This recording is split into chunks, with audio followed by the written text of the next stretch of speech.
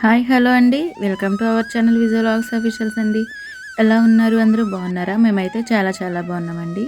ఈరోజు మన రెసిపీ అయితే వంకాయ కోడిగుడ్డు అయితే వండుతున్నానండి. ఈ వంకాయలు చాలా టేస్ట్గా ఉంటాయండి. చెట్లకు పండినటువంటి కాయలండి ఇవి. సొంతంగా దొడ్లో ఉన్నటువంటివి చెట్లకి ఉంటే అవి కోసి అయితే మేము కర్రీ అన్నది రెడీ చేస్తున్నాము. అలాగే 4 గుడ్లు కూడా నేను తీసుకొని ఉడకపెట్టేసి పక్కన పెట్టుకున్నాను. వంకాయలకి నీళ్లు తీసుకొని అందులో మనం సాల్ట్ వేసుకొని వంకాయలు కనుక కట్ చేసుకుంటే కండ్ర అన్నది ఎక్కకోకుండా ఒగరన్నది రాకోకుండా మనకి ఉంటుందండి. అలాగే మేము గిన్నెలోని వాటర్ వేసుకొని ఈ విధంగా కట్ చేసుకొని పక్కన అయితే పెట్టుకున్నాను. అలాగే 2 ఉల్లిపాయలు అయితే తీసుకొని పచ్చిమిర్చి కూడా తీసి పక్కన పెట్టుకున్నాం. గుడ్లు కూడా ఉడకబెట్టుకొని పక్కన అయితే పెట్టేసుకున్నామండి. అదేవిధంగా కళాయి పెట్టుకొని స్టవ్ వెలిగించుకొని ఆయిల్ అయితే వేడి చేసుకోవాలండి.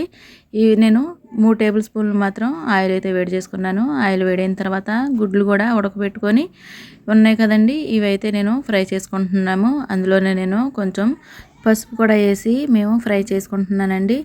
అలాగే గుడ్డు కొంచెం చితికిపోయింది కాబట్టి అది తీసింది నేను పక్కనైతే పెట్టేసుకున్నాము. మిగతా ఇవైతే ఇవి వేపుకొని నేను పక్కనైతే పెట్టుకుంటున్నామండి. ఈ కర్రీ అయితే ఇద్దరి కోసమని చేస్తున్నాను. అదేవిధంగా మీరు కూడా ఒకసారి ట్రై చేయండి. నేను గుడ్లన్నీ వేపుకొని తీసి పక్కన పెట్టేశాను కదా. ఇప్పుడైతే ఉల్లిపాయలు పచ్చిమిర్చి కూడా వేపుకుంటున్నాను. మీకు ఇష్టం ఉంటే కనుక కరివేపాకు కూడా వేసుకోవచ్చు. అలాగే నేను ఉల్లిపాయలు పచ్చిమిర్చి కూడా బాగా బ్రౌన్ కలర్ వచ్చే వరకు నేను వేపుకుంటున్నామండి. 5 నిమిషాలు అయితే నేను సిమ్లో పెట్టేసి మూత అయితే పెట్టేసుకున్నాను. ఒక 5 నిమిషాల సేపు మనకి మగ్గనివ్వాలండి బాగా.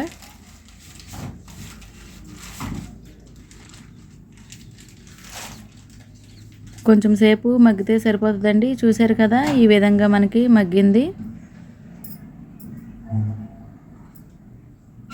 ఇలా మగ్గిన తర్వాత మనం ముందుగా ఉప్పులో వేసుకున్నాం కదండి వంకాయ ముక్కలు, అవి కూడా వేసుకొని నేను ఉల్లిపాయలలోనైతే వేసేసుకుంటున్నాను.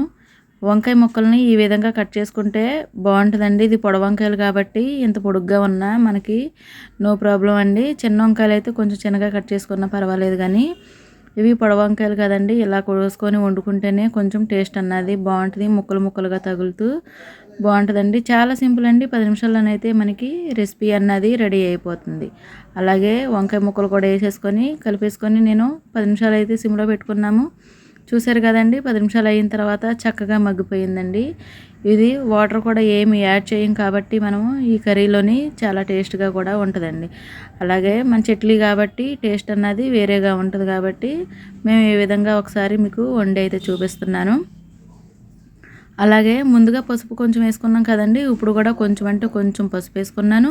అలాగే 1 టేబుల్ స్పూన్ అయితే నేను కారం వేసుకున్నామండి. తగినంత సాల్ట్ కూడా వేసుకున్నాము.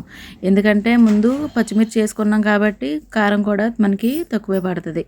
అలాగే నేను మొత్తం అంతా కలిపేసుకొని ఒకసారి 1 నిమిషం అయితే మనకి మగ్గనివ్వాలండి.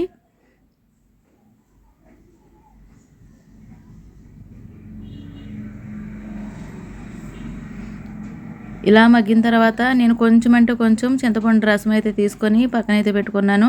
ఆ చింతపండు రసం కూడా వేసుకుంటే కొంచెం పుల్లపుల్లగా కూర అన్నది బాగుంటుంది. ఇదే విధంగా మీరు కూడా ఒకసారి ట్రై చేయండి. మనం దీంట్లోని టమోటాలు కానీ ఏమీ కానీ యాడ్ చేయట్లేదు.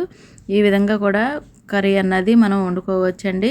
ఈ చింతపండు పులుపు వేసిన తర్వాత కూడా ఒకసారి అయితే కలిపేసుకొని గుడ్లు కూడా వేసేసుకొని నేను ఒక 5 నిమిషాలు అయితే నేను మీడియం ఫ్లేమ్లోనైతే పెట్టేసుకున్నానండి. ఈ కర్రీ చాలా బాగుంటుంది. మీరు కూడా ఇదే విధంగా ఒకసారి ట్రై చేయండి. నాకంటే కొంచెం గుడ్లు అంటే విడిపోయాయి కాబట్టి అవి లాస్ట్లో కూడా నేను యాడ్ చేసేసాను. ఒక 5 నిమిషాలు అయితే సిమ్లో పెట్టేసుకుంటే మనకి కోడిగుడ్డు వంకాయ కర్రీ అయితే రెడీ అయిపోతుందండి మనకి. నేను 5 నిమిషాలు అయితే నేను సిమ్లోనైతే పెట్టేసుకున్నాను. చూసారు కదా, ఈ విధంగానైతే మనకి కర్రీ రెడీ అయిపోయింది. ఇదే విధంగా మన ఛానల్ చూస్తున్నటువంటి ఎవరన్నా కొత్తగా చూస్తుంటే కనుక మన ఛానల్ని సబ్స్క్రైబ్ చేసుకోవడం మాత్రం మర్చిపోకండి. మరిన్ని వీడియోలతోనైతే మళ్ళీ మీ ముందుకైతే వస్తానండి. మన ఛానల్ని అయితే మాత్రం సబ్స్క్రైబ్ చేసుకోవడం మాత్రం మర్చిపోకండి. Bye friends.